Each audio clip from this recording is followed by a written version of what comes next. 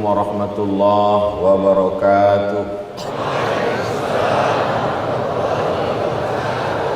Alhamdulillah, wassalatu wassalamu ala rasulillah Sayyidina wa maulana Muhammad ibni Abdillah wa ala alihi wa sahbihi wa man tabi'ahu wa mawala. Subhanaka la ilma lana illa ma 'allamtana innaka antal alimul hakim. Rabbi shrah li sadri wa yassir li amri wa hlul 'uqdatam min lisani yafqahu qawli.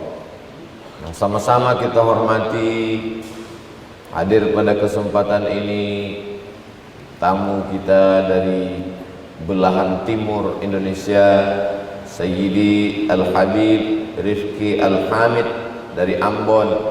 Mudah-mudahan silaturahim subuh ini menambah kecintaan kita kepada zuriat Rasulullah sallallahu alaihi wasallam. Yang sama-sama kita hormati guru kita semua, Kiai Haji Ilyas, pimpinan Pondok Pesantren At-Taqwa. Di tengah kesibukannya hadir juga Ketua DMI, Dewan Masjid Indonesia Bogor, Al-Mukarram Sahibul Fadilah Kiai Haji Irwan Kurniawan. Bapak-bapak, ibu-ibu, alim ulama, tokoh masyarakat, tidak dapat saya sebutkan satu persatu, semuanya dimuliakan Allah Subhanahu wa ta'ala. Amin ya rabbal alamin. Tema kita pada subuh ini menundukkan hawa nafsu. Inna ahadakum yujma'u khalquhu fi batni ummihi 40 yawman nutfah. Kamu diciptakan dalam rahim ibumu 40 hari dalam bentuk nutfah, cairan. Summa yakunu 'alaqatan misla dhalik. Kemudian berubah 40 hari dalam bentuk 'alaqah, darah. Summa yakunu mudghatan misla dhalik. Kemudian berubah 40 hari dalam bentuk mudghah, daging. 40 hari air, 40 hari darah, 40 hari daging. Summa yursalul malaku, lalu dikirimlah malaikat meniupkan roh ke dalam daging yang sudah siap menerima ruh tadi.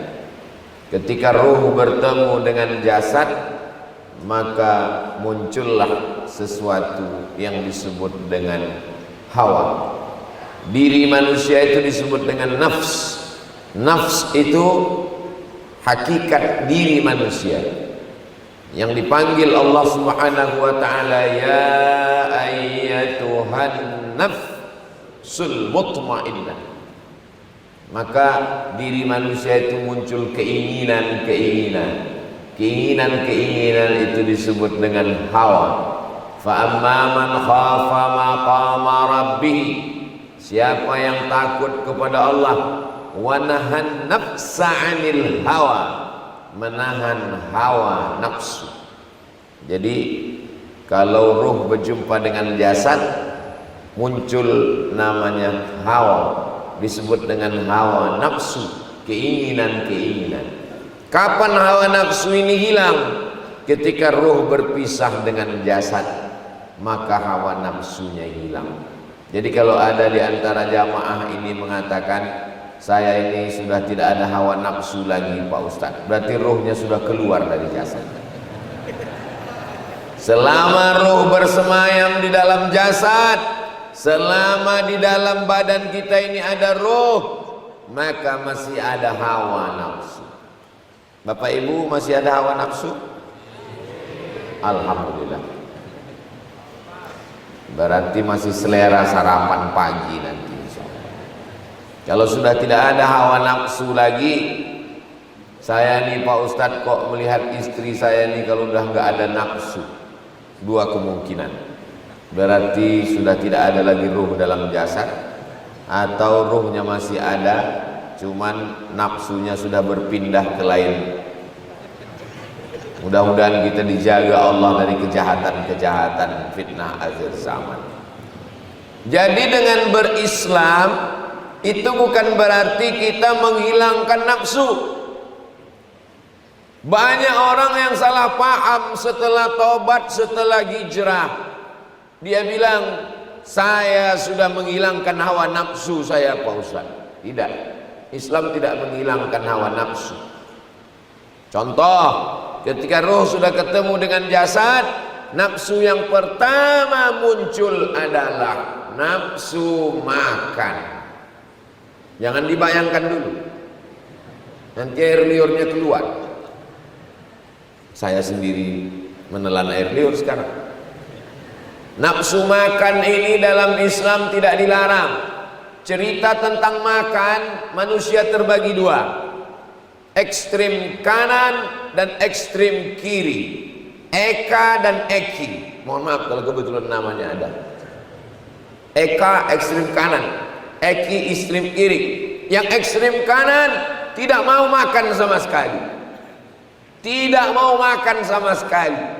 Ini nama kelompoknya kelompok skeptis, kelompok asketis, kelompok yang tidak mau makan. Karena menurut dia kalau makan maka muncul libido seksual. Maka puncak dari kejahatan ini adalah makan. Akhirnya mereka tidak mau makan, hanya minum air putih saja.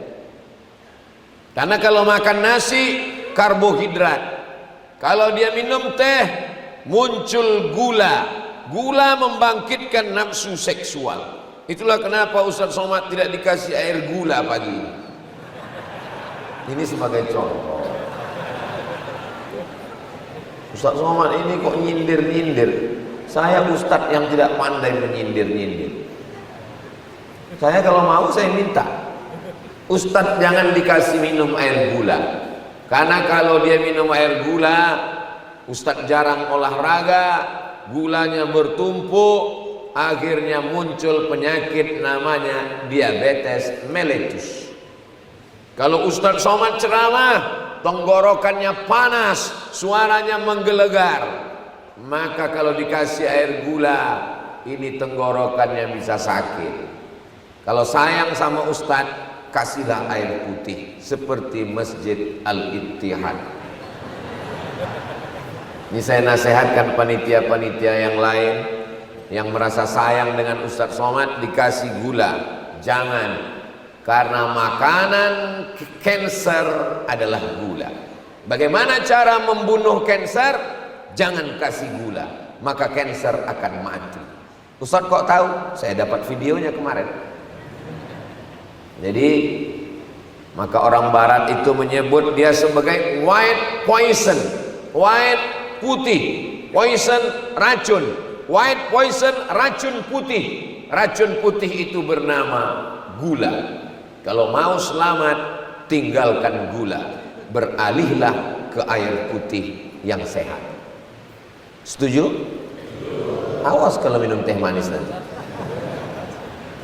Jadi satu kelompok ini mengatakan awal dari segala kerusakan dunia adalah makan, maka dia tidak mau makan. Ini kelompok kanan. Kalaupun makan, dia makan buah-buahan aja. Daging haram, nggak mau makan daging. Makanan berat nggak boleh, karena akan membangkitkan libido seksual. Jadi jahat nanti akhirnya. Ini kelompok kanan. Kelompok kiri adalah lawan dari kelompok kanan. Semua yang ada di dunia ini halal dimakan. Semua yang berkaki empat halal kecuali meja, itu pun karena keras. Tuh meja di sini satu kaki. Semua yang merayap halal dimakan kecuali kereta api. Bagaimana dengan Islam? Islam tidak ekstrim kanan, Islam tidak ekstrim kiri. Wa kadzalika ja'alnakum ummatan wasata. Kami jadikan kamu umat yang pertengahan. Makan, kulu, silakan makan. Ini ngomong-ngomong habis acara ini ada makan itu. Kabar gembira jamaah semua, ada makan bersama selesai acara di rumah masing-masing. Jadi jamaah, silakanlah makan, karena Allah mengatakan kulu, makanlah, wala tusrifu, jangan berlebih-lebihan.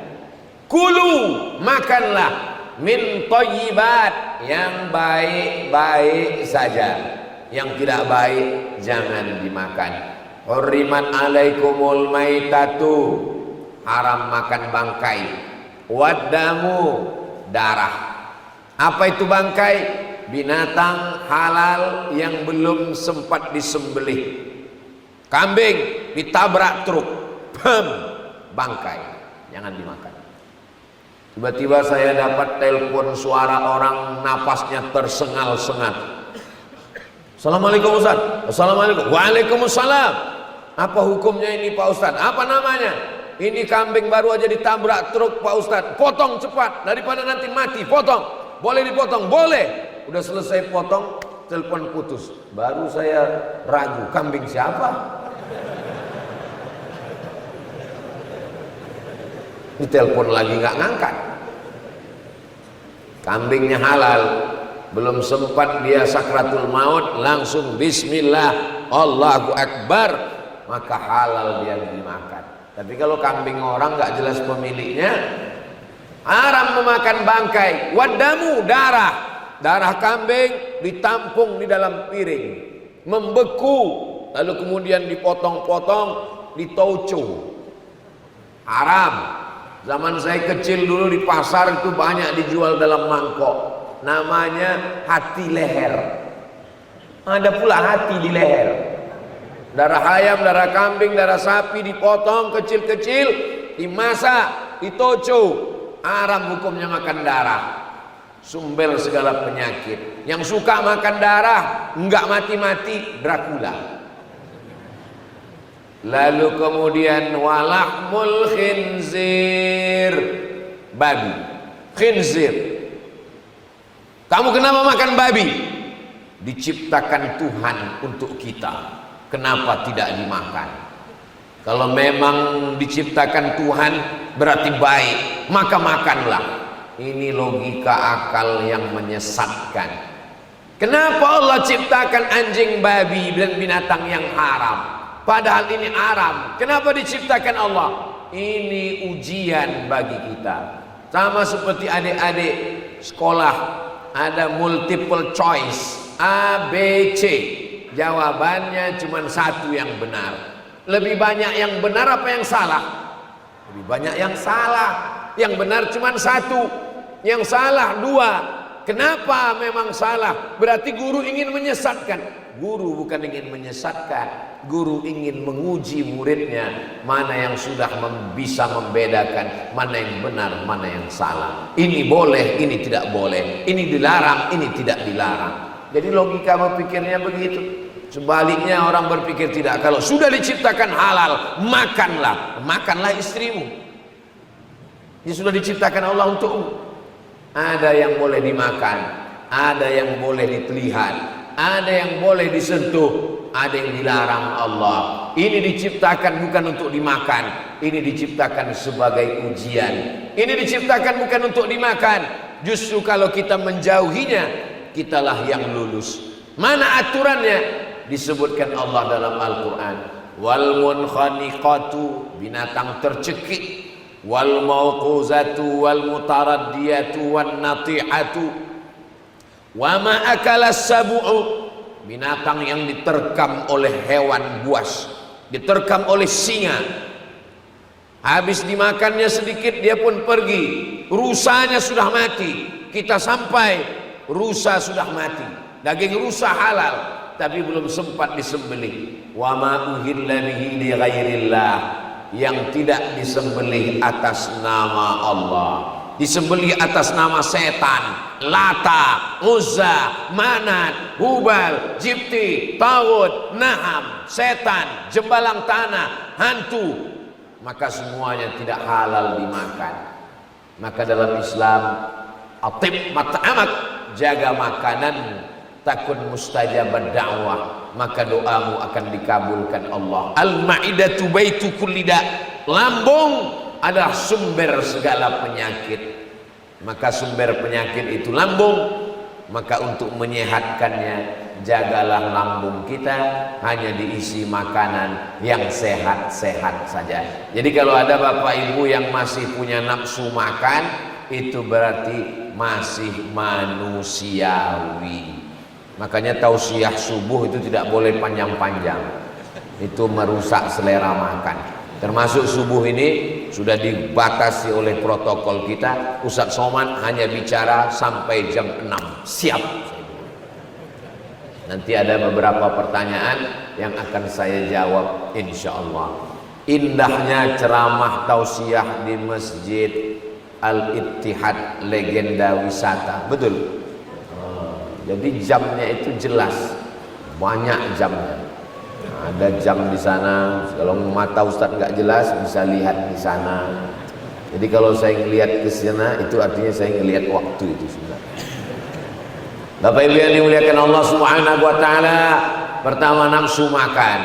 Jadi makan dalam Islam itu gunanya untuk apa? Liuqima sulbahu, menegakkan tulang belakang. Asal udah tegak tulang belakang, dah cukup. Karena sholat tegak tulang belakang. Allahu Akbar. Jadi nanti kalau ada orang yang sarapan nasi uduk masuk, lontong sayur masuk, soto Padang, soto Medan, soto Kudus, soto Lamongan masuk. Kalau ditanya kenapa kamu makan banyak sekali? Untuk menegakkan tulang belakang. Itu enaknya ngaji sama Ustadz Somad, dikasih dalil untuk yang mau makan banyak. Ustadz kenapa nggak makan? Saya makan banyak. Kenapa Ustadz nggak gemuk-gemuk? Ini sudah takdir dari Allah SWT. Nggak usah pikirkan omongan orang. Dunia ini aman-aman saja. Yang buat kita pusing itu omongan orang. Kurus dibilang kurang makan, gemuk dibilang penyakitan. Mau kurus mau gemuk nggak penting, yang penting sehat bisa beribadah. Ibu yang masih selera makan, makan saja, nggak usah pikirkan omongan tetangga. Setuju? Nah, makan. Ini sampai dimakan ditahan. Hidangan sudah terhidang, ada kepiting, ada cumi, ada ayam, ada daging. Mau dimakan, takut. Makan terus, takut mati. 3 hari yang lalu saya dikirim video namanya diet ekstrim. Diet ekstrim, pagi makan buah, siang makan buah, malam makan buah, makan nasi sikit, tujuannya supaya sehat. Mati. Makan aja. Ada zaman dulu sahabat Nabi nggak mau makan. Asumu wala uftir. Saya nggak makan, puasa terus setiap hari. Nabi marah. Apa kata Nabi? Asumu, saya puasa. Wa uftir, tapi saya juga berbuka. Wa ati dhi haqqin haqqahu, beri haknya. Inna li jasadika alaika haqqan. Jasadmu ini punya hak, kasih dia makan. Jangan siksa tubuhmu. Gak usah pusing masalah makan ini. Makan aja semua. Yang penting halalan thayyibah. Mudah-mudahan dengan makanan yang halal itu insya Allah badannya sehat walafiat insya Allah. Ini semua yang hadir ini semuanya sehat. Oh, Ustadz bilang kok sehat? Ya, kalau dia ke masjid subuh itu sehat. Justru yang sampai sekarang belum bangun itu yang sakit semua. Enggak Pak Ustaz, badannya sehat. Di dalam tubuh yang sehat terdapat otak yang jahat. Kenapa? Allah saja dia khianati, apalagi kamu. Maka carilah calon suami yang sholat. Ini yang gadis-gadis yang belum nikah, kalau kalian mau melihat mana calon suamimu, inilah orangnya. Yang senyum yang belum nikah aja. Anak udah 3 senyum. Yang senyum itu sebenarnya ikut bahagia dengan kebahagiaan anak-anak muda ini. Luar biasa nih, banyak sekali anak-anak muda yang yang datang subuh ini. Kalau anak-anak muda sudah sholat subuh, insya Allah tidak lama lagi Palestina akan merdeka, insya Allah. Dari bunyi takbirnya ini masih takbir orang-orang yang luar biasa. Allahu Akbar. Ini takbir orang lapar begini. Yang membuat Indonesia ini merdeka tanggal 17 Agustus 1945 bertepatan dengan hari Jumat 9 Ramadan. Itu yang berteriak 17 Agustus itu orang lapar atau orang kenyang? Orang lapar yang bisa berteriak menyerang Belanda. Serbu Belanda, takbir. Itu orang lapar. Orang kenyang mana bisa takbir? Negeri ini merdeka karena orang-orang lapar, tapi dia tetap makan. Allahu Akbar, Allahu Akbar. Allahumma laka sumtu wa bika amantu. Tapi perhatikan dulu azan maghrib. Ini kalau udah puasa ini semua azan itu mirip azan maghrib. Saya sanggup puasa tiap hari. Jangan 3 hari saja. 13, 14, 15. Man jaa bil hasanati falahu asyru amsalihha. Siapa yang melaksanakan satu kebaikan dibalas 10. 13, 14, 15, 10, 20, 30. Siapa yang puasa 3 hari sama seperti puasa 1 bulan.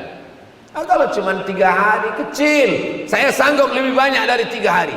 8 hari, Senin, Kamis, Senin, Kamis, Senin, Kamis, Senin, Kamis. Kalau cuma 8 hari sepele. Saya lebih banyak dari 8 hari. 15 hari.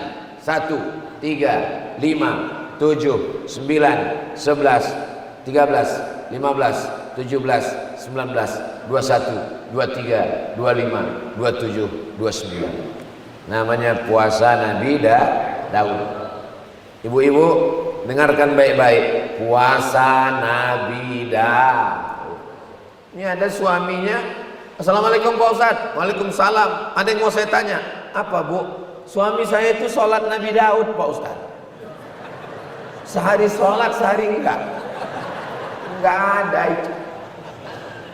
Mana ada sholat Nabi Daud? Yang ada itu puasa Nabi Daud.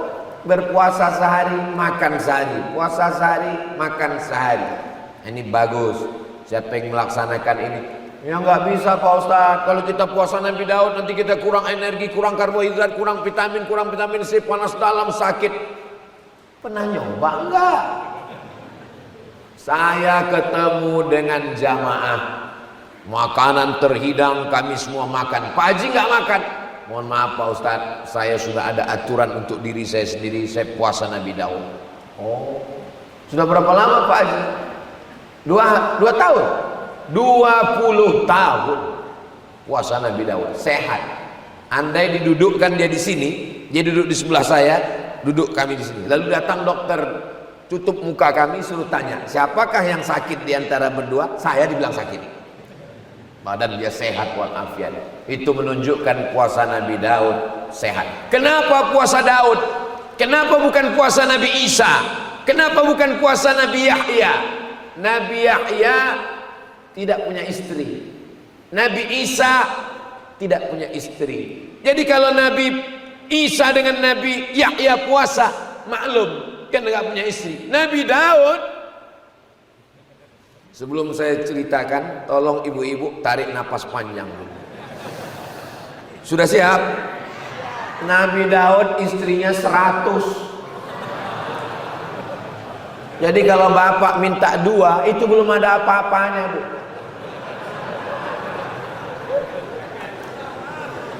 Nabi Daud istrinya 100.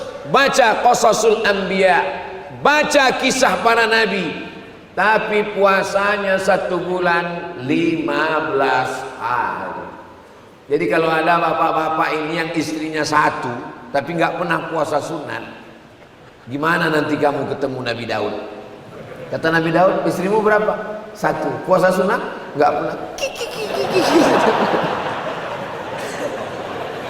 Nabi Daud istrinya 100, puasa sunatnya 1 bulan 15 hari. Malulah kita kepada Nabi Daud. Tapi nggak enak Pak Ustadz, saya udah coba puasa Nabi Daud, tiba-tiba bertamu ke rumah orang disuruh makan. Pas saya jadi sohibul bait, datang tamu nggak enak kalau nggak makan. Makanya ngaji. Kalau ngaji, kita sebagai tuan rumah, datang tamu, ya saya enak aja, saya bilang, tamu silakan makan, saya sedang puasa. Tamunya lahap makan, nggak masalah. Begitu juga ketika saya bertamu, kata tuan rumahnya, mohon maaf Pak Ustadz, Ustadz silakan makan, kami puasa. Ya bagus, saya nggak ada saingan. Kenapa? Karena kalau kita puasa sunat, faman syaa falyasum, siapa yang mau lanjutkan puasa, lanjutkan. Waman syaa falyuftir, siapa yang mau berbuka, silakan berbuka. Misal saya hari ini puasa sunat, habis ini diajak sarapan, Ustaz Somad sarapan, ya terserah saya. Kalau saya mau lanjutkan puasa, saya bilang, mohon maaf Bapak Panitia, saya puasa. Kalau saya mau berbuka, ya boleh, niatnya sudah sampai. Innamal a'malu binniyat. Nah, Ustaz Somad nanti kalau diajak buka puasa, Ustaz puasa atau lanjutkan? Ya saya lihat dulu lauknya apa. Kalau cuma telur dadar, mubazir, saya puasa. Tapi kalau ada ikan asin sambal terasi, apa boleh buat? Siapa yang tahan? Ini berat men. Nah, jadi silakan yang mau puasa lanjutkan, yang tidak puasa. Jadi nafsu yang pertama, belum jam 6 lagi Ustaz. Yang pertama adalah nafsu makan. Kalau sudah makan, muncul nafsu yang kedua. Itulah dia nafsu libido seksual. Ada ketertarikan melihat lawan jenis. Mohon maaf, jangan tersinggung, jangan sakit hati. Bapak masih tertarik melihat perempuan? Alhamdulillah. Kalian masih sehat guys. Dulu dikhawatirkan anak laki-laki mengganggu anak perempuan. Sekarang anak laki-laki mengganggu laki-laki. Ya Allah, selamatkan generasi ini dari LGBT. Support dari Barat, Eropa, Amerika luar biasa. Ini fitnah akhir zaman. Maka didik anak-anak kita dengan pendidikan yang benar, pendidikan yang islami. Jangan sampai terjerumus pada perbuatan bangsa kaum Sadum. Kampungnya disebut dengan kaum Sadum. Perbuatan mereka itu yang disebut dengan sodomi. Nauzubillah. Namanya dibuat keren, LGBT. Padahal ini jangan dibuat keren-kerenan, jangan ditutupi namanya. Bilang aja nama yang sesungguhnya, pencinta lobang tai. Ustaz Somad jangan ngomong begitu di masjid, depan kiai, nggak sopan. Omongan Ustaz jorok, kotor.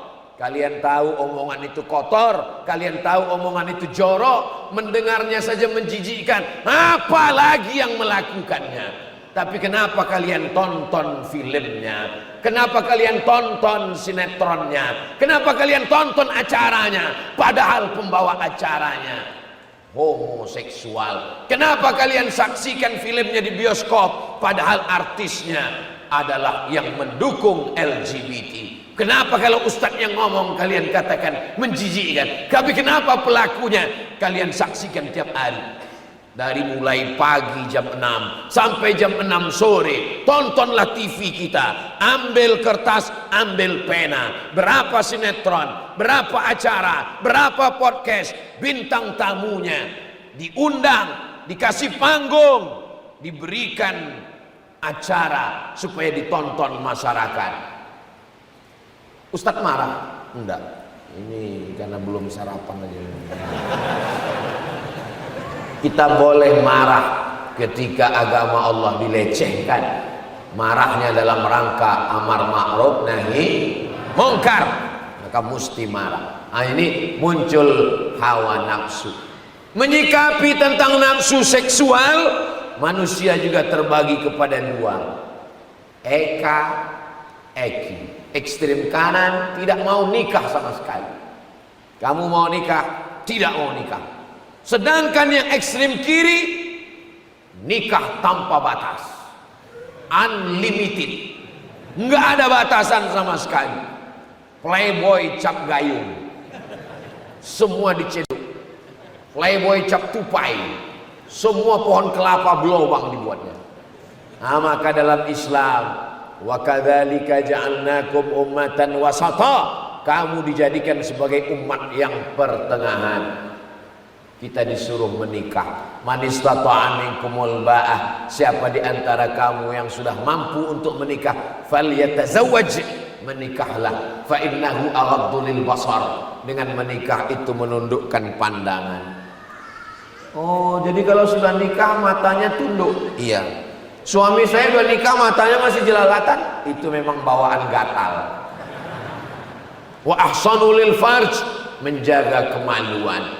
Fankihu ma taba lakum minan nisa'i masna, nikahilah perempuan yang baik-baik itu 2 orang, wa sulasa 3 orang, wa ruba' 4 orang. Fa in khiftum, kalau kamu takut alla ta'dilu, tidak bersikap adil, fawahidah, cukup 1 saja. Nah, jadi semua bapak-bapak ini yang istrinya 1 itu termasuk orang yang fa'in khiftum, takut. Tapi dalam ayat ini takut tidak adil. Kalau yang di sini takut kepada istrinya. Bapak-bapak yang takut kepada istrinya karena istrinya bertanya, kamu sudah sholat apa belum? Kamu sudah ke masjid apa belum? Sedang berada di mana? Pulang jam berapa? Jangan main-main jalan sama siapa? Jangan bergaul dengan orang yang tidak baik. Maka bersyukurlah Pak, dengan istrimu itu kau sudah terjaga imanmu. Apa nikmat yang paling besar? Bukan mobil, bukan rumah, bukan uang. Nikmat terbesar adalah imra'atun salihah, istri yang salihah, tu'inu ala imanihi, yang membantu iman suami. Ini bapak-bapak yang baik-baik, bapak-bapak yang hebat-hebat ini, di balik laki-laki yang hebat ada perempuan yang luar biasa. Itulah mereka yang ada di belakang ini. Ini ibu-ibu yang solihah-solihah semua. Begitu cara menghibur hati yang udah terluka tadi. Bapak Ibu yang dimuliakan Allah Subhanahu wa taala. Maka dalam Islam dianjurkan menikah. Kamu kenapa enggak menikah? Saya tidak menikah Pak Ustadz, karena Imam Nawawi tidak menikah, karena Imam Ibnu Taimiyah tidak menikah, karena Syekh Said Qutb tidak menikah. Bahkan ada satu kitab Al-Ulama Al-Uzzab, ulama yang tidak menikah, alladzina atharul ilma 'ala zawaj, karena lebih memilih ilmu berdakwah daripada menikah. Kitab itu ditulis oleh Syekh Abdul Fattah Abu Huddah, Al-Ulama Al-Uzzab, di antara ulama yang tidak menikah, yang menulis kitab nih, kitab Riyadhus Shalihin. Itu Imam Nawawi tidak menikah. Datang anak muda, Ustaz, saya putuskan tidak menikah. Kenapa? Karena Imam Nawawi tidak menikah. Imam Nawawi nggak menikah, dia kerjanya nulis. Kamu nulis apa? Saya nulis status Pak Ustaz. Imam Nawawi nggak menikah. Imam Nawawi itu meninggalnya tahun 676. Sekarang 1445. Zaman Imam Nawawi 676, perempuan itu semuanya tertutup, yang terbuka itu cuma matanya. Zaman sekarang perempuan itu matanya tertutup, yang lain terbuka. Imam Nawawi sibuk menulis Arba'in, Imam Nawawi, Riyadhus Shalihin, Imam Nawawi, Al-Azkar, Imam Nawawi, Sahih Muslim disyarah Al-Minhaj, Imam Nawawi, Rawdatul Talibin min Umdatul Muftin, Imam Nawawi, belajar ulumul hadis disyarah oleh Imam Suyuti, Tadribur Rawi syarah Taqrib, Imam Nawawi, Al-Majmu' syarah Mu'azzab, Imam Nawawi. Imam Nawawi hanya menulis sampai akhirnya meninggal dunia. Itulah imam yang luar biasa. Imam Nawawi datang ke Mesir, mau ziarah ke kubur Imam Syafi'i, baru melihat kubahnya dari jauh. Menetes air matanya, bergetar jantungnya. Tidak jadi dia berziarah, tak sanggup menemui Imam Syafi'i walaupun sudah berada di liang lahat. Akhirnya dia pergi pulang ke Damaskus. Kedatangan Imam Nawawi ke Mesir didengar oleh Imam As-Subki. Imam As-Subki dapat kabar, Imam Nawawi datang. Iya, mana dia? Dia sudah pulang. Imam Subki pulang mengejar Imam Nawawi. Sampai ke Damaskus, dia tanya orang Damaskus, mana Imam Nawawi? Imam Nawawi pulang ke kampungnya di Nawa. Imam Subki mengejar ke Nawa. Sampai di Nawa, Imam Nawawi sudah meninggal dunia. Imam Subki berziarah. Setelah berziarah, Imam As-Subki pergi ke Damaskus, ke tempat mengajarnya Imam Nawawi di Darul Hadis Al-Ashrafiyah. Darul Hadis, tempatnya hadis, karena dia menghafal hadis, mensyarah hadis, menulis hadis. Sampai di situ Imam As-Subki bertanya, mana tapak kaki Imam Nawawi ketika mengajar? Ditunjukkan mereka, di sini bekas tapak kaki Imam Nawawi. Imam As-Subki meletakkan pipinya di telapak kaki Imam Nawawi bekas dia mengajar karena kerinduannya. Tapi jangan gara-gara ini jamaah di sini meletakkan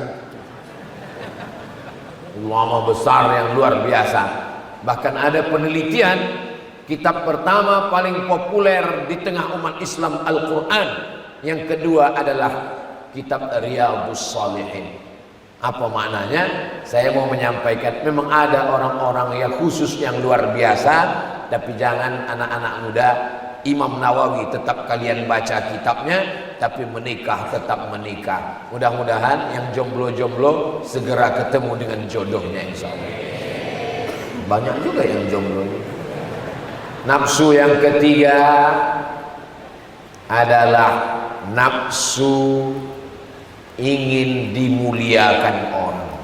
Subuh ini kita bahas 3 nafsu saja dulu. Nafsu makan, nafsu efek dari makan, libido seksual, nafsu hubbul jah, popularitas, kekuasaan, ingin diangkat jadi pemimpin, ingin dimuliakan, ingin disanjung tinggi. Nah, ini juga nafsu. Siapa yang paling kena nafsu yang nomor 3 ini? Ya Abdul Somad. Dikasih pentas, dikasih kursi, dikasih air minum, dimuliakan, dikawal kanan kiri. Sebelum kemari tadi dikasih bawa motor gede, sampai orang terkejut-kejut mendengar knalpotnya, direkam dari depan, nanti diupload, lalu like, share, and comment. Apa ini? Ini adalah nafsu. Hubbus syuhrah, suka popularitas, suka disanjung-sanjung, suka dimuliakan, suka diagungkan. Ini sifat setan. Maka siapa yang suka viral berarti bagaimana cara melawannya ini? Hai Abdul Somad, jangan sampai kau gila popularitas. Jangan sampai kau suka tanganmu dicium-cium orang, dimuliakan orang. Bagaimana cara menekannya? Kalau ada orang mati, maka datanglah, lihatlah liang lahatnya. Hai Abdul Somad, sekarang jamaah ramai. Nanti kalau kau mati, kau akan masuk ke liang lahat sendirian. Jamaah yang ramai ini apakah mau masuk ke liang kubur Ustaz Somad? Jujur jamaah, selamat. Kita akan menghadap Allah sendirian. Suatu ketika Syekh Muhammad Mutawalli Asy-Sya'rawi berikan pengajian, ramai jamaah, imamul mufassirin, imamnya ahli tafsir, ulama nomor 1 di Mesir, luar biasa tawaduknya, ilmunya, hafalannya. Pemerintah Saudi Arabia mengundang beliau jadi dosen 15 tahun di Makkah Al-Mukarramah. Akhirnya Presiden Sadat memanggil, diangkat menjadi Menteri Agama. Ketika itu yang menjadi Syekhul Azhar adalah Syekh Abdul Halim Mahmud. Apa yang terjadi dengan Syekh Muhammad Mutawalli Sya'rawi? Kalau dia di masjid memberikan tafsir Sya'rawi 1 meter panjangnya, ramai jamaah berdatangan, tangannya dicium, dipeluk, dimuliakan orang. Selesai pengajian, Syekh Sya'rawi berhenti di masjid. Lama sekali. Sampai akhirnya orang di mobil bertanya, selesai, Syekh Sya'rawi sakit perut? tidak. Kenapa lama sekali? Aku sedang membersihkan WC tempat najis kotor itu untuk menunjukkan kerendahan diriku. Tak layak tanganku ini dicium dimuliakan orang, karena aku manusia sama seperti mereka. Begitu cara dia merontokkan, menghilangkan keangkuhannya. Jadi kalau ada bapak ibu yang dimuliakan orang, disanjung orang, pulang dari sini WC masih banyak di belakangnya. Ambil tanganmu yang dimuliakan orang, dicium orang. Inilah tempat engkau wahai tangan, supaya kau jangan dimuliakan, dianjung, dimuliakan, diagung-agungkan orang. Pakailah masker wahai Abdul Somad, pakailah topi, pakai kacamata hitam, pakai masker. Di situ kau baru tahu bahwa kau tidak dimuliakan orang. Diusir tukang parkir. Sana penuh sana. Orang menghormatimu karena yang sejengkal ke atas, sejengkal ke samping, baru kau dimuliakan orang. Kalau ini ditutup, kau akan diusir orang, kau akan disuruh ngantri di bank. Mau masuk komplek angkatan udara, nggak dikasih masuk sama security-nya, nggak boleh sana. Padahal kan tinggal buka aja. Oh iya Pak Ustaz, silakan masuk. Ini kalau tiap hari kita disanjung dimuliakan orang, rusak hati kita, rusak rasa kita. Makanya ada seorang ulama sengaja membuat dirinya terhina. Supaya apa? Supaya dia merasakan apa yang dirasakan saudaranya, apa yang dirasakan fakir miskin, apa yang dirasakan orang susah. Supaya apa? Supaya rasanya itu jangan sampai rusak. Untuk subuh ini 3 nafsu ini aja dulu kita kaji. Nafsu makan, nafsu seksual, nafsu popularitas, nafsu ingin diagungkan dan dimuliakan orang banyak. Yang lain-lain kita bahas dalam kesempatan yang lain. Jangan kemana-mana, kita lanjutkan setelah yang satu ini.